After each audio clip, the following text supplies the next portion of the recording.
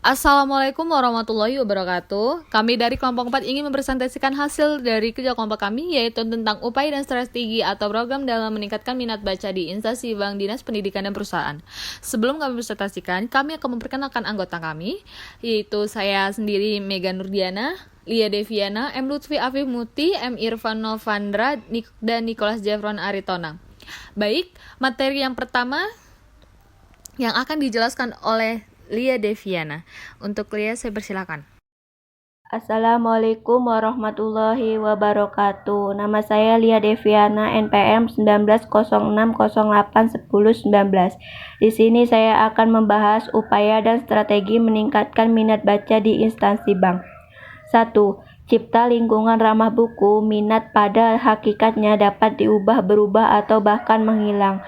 Begitu juga dengan minat seseorang membaca buku juga dapat dibentuk, dapat menguat, melemah, atau bahkan hilang sama sekali. Minat baca akan berkembang dengan baik apabila didukung oleh lingkungan yang ramah dengan buku, terutama bagi mahasiswa dan pelajar. Oleh karena itu, pihak bank dapat menciptakan lingkungan ramah buku. Selanjutnya yang kedua, berkolaborasi melakukan inovasi kreasi literasi. Dalam mewujudkan masyarakat cerdas dan literasi, semua pihak sebaiknya berkolaborasi dalam menjalankan program-program literasi yang inovatif dan dirancang secara kreatif. Pelaksanaan program-program literasi yang ada sebaiknya juga dijalankan secara kontinu dan komprehensif.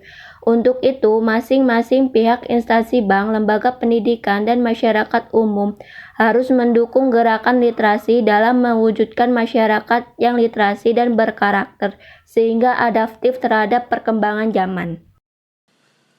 Assalamualaikum warahmatullahi wabarakatuh. Nama saya Muhammad Irfan Novandra dari kelompok 4 sebagai pemateri. Di sini saya akan menjelaskan tentang upaya dan strategi meningkatkan minat baca di Dinas Pendidikan.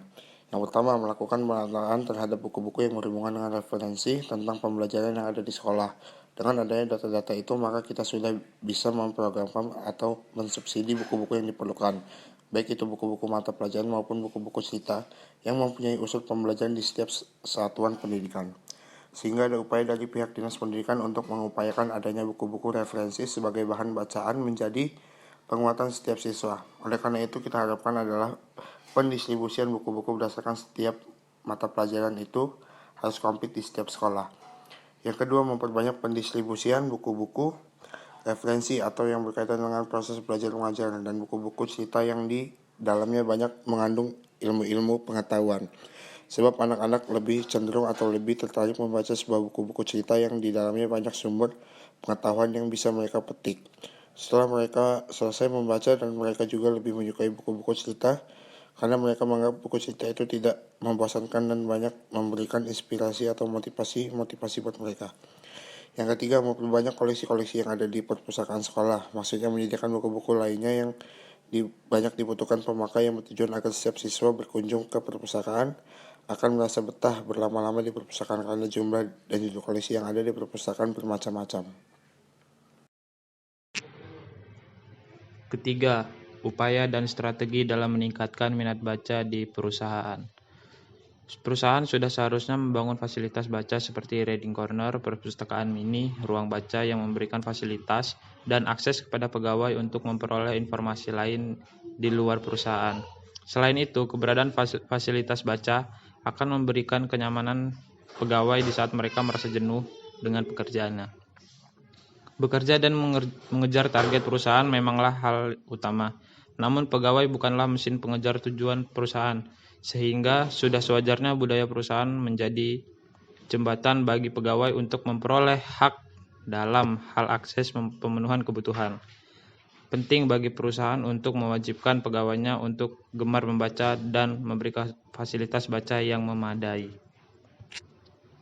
Selanjutnya, membangun ruang baca dengan fasilitas bahan bacaan yang berkualitas dan menghibur menjadi salah satu opsi bagi perusahaan untuk memenuhi kebutuhan tersebut. Dan dengan budaya perusahaan yang ada, maka perusahaan dapat memberikan program-program khusus bagi pegawai untuk menumbuhkan kegemaran membacanya dan manfaatkan ruang baca secara tepat guna. Baiklah, sekian presentasi dari kelompok 4. Saya akhiri. Wassalamualaikum warahmatullahi wabarakatuh.